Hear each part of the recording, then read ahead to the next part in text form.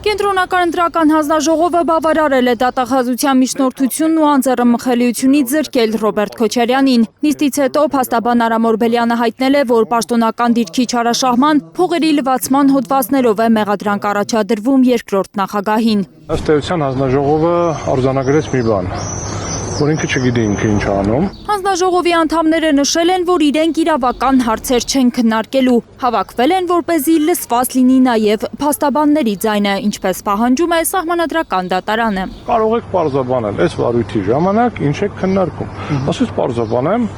Սահմանադրական դատարանը ասել է, որ դուք պետք է լսված լինեք, կարողանաք հարցեր տալ,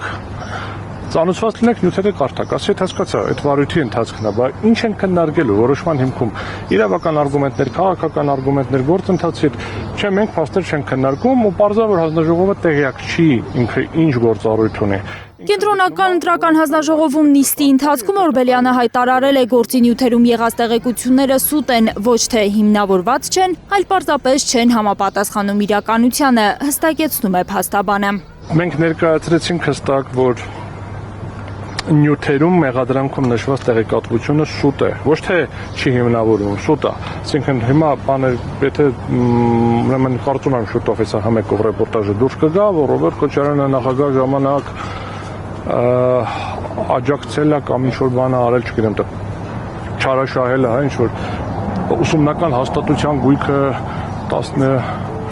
12 միլիոն, չգիտեմ ինչքան դրամանոց գույքը, այն ներողություն 1 միլիարդանոց գույքը 12 միլիոն դրամով վաճառել են, որ հետո վերադարձել է իր ընտանիքի անդամին, ինչ ինչ-որ բան կգնա, բայց երբ որ մենք ներկայացրեցինք, որ ըստ էության այդ գույքի վաճառքը եղել է կառավարության որոշմամբ, կառավարության կազմում Ռոբերտ Քոչարյանը չի եղել, այդ որոշման վրա Ռոբերտ Քոչարյանի վավերացումը որպես նախագահի կա, որովհետև 95 թվականի սահմանադրությամբ նախատեսված է եղել ընթացակարգ, որ կառավարության որոշումները վավերացնում է նախագահն, այսինքն վարչապետը ստորագրում է, նախագահան վավերացնում է։ Որևէ հանցագործության մասին չէ այն քրեական հետապնդումը, որ ուզում է սկսել դատախազությունը երկրորդ նախագահ Ռոբերտ Քոչարյանի դեմ։ Կենտրոնական ընտրական հանձնաժողովում միջնորդության քննությունից առաջ հայտարարել է փաստաբան Արամ Օրբելյանը։ Ծանոթացել ենք փաստաթղթերին, որևէ քրեական գործի հետ ողջամտորեն որևէ աղերս չունի, բոլոր փաստերը, որոնք շարադրված են, չեն նկարագրում որևէ հանցագործություն։ 22 տարվա վաղեմությամբ մի գործարք են հիշել իրավապահները։ 2004 թվականին կառավարության որոշմամբ մաստեր կլաս թենիսի տարածքը վարձակալության է տրվել Հարություն Փամբուկյանին։ Վերաբերում են 2004 թվականին կատարված մի գործարքի, որը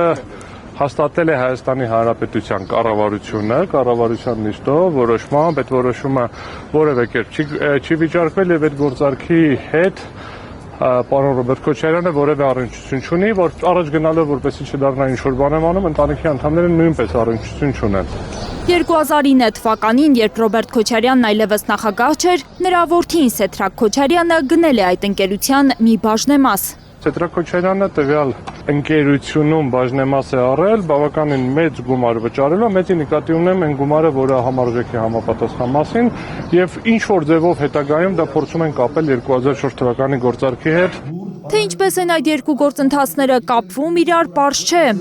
Թե ինչու է 22 տարվա վաղեմության գործարքը այսօր դարձել երկրորդ նախագահ Ռոբերտ Քոչարյանի դեմ քրեական հետապնդում սկսելու հիմք, իրավական որևէ հիմնավորմամբ չի կարողանում բացատրել փաստաբանը։ Հիմա այդ հարցը ես բարձրաձայնելու եմ, ինչի են այս պահին հիշել, որովհետև իրանք կպատմեն, դե ուսումնասիրեցինք, եկանք նոր գտանք, ես դա փոխկապակցում եմ քաղաքական գործընթացների հետ եւ բացառապես այլ դրդապատճառ չեմ տեսնում, մի հատ էլ ուղղակի հիշեցման կարգով հնարավոր բոլոր տարբերակներով վաղեմության ժամկետները վաղուց անցել են։ Մեկ այլ խնդիր էլ այն է, որ իբրև այս քրեական գործի հիմքով է արգելվել Ռոբերտ Քոչարյանի ելքը Հայաստանից, բայց փաստաբանը նկատում է, որ այդ ժամանակ երկրորդ նախագահին չէին կարող արգելել երկրից դուրս գալ, որովհետև կենտրոնական ընտրական հանձնաժողովը դեռ համաձայնություն չէր տվել նրա դեմ քրեական վարույթ սկսելուն։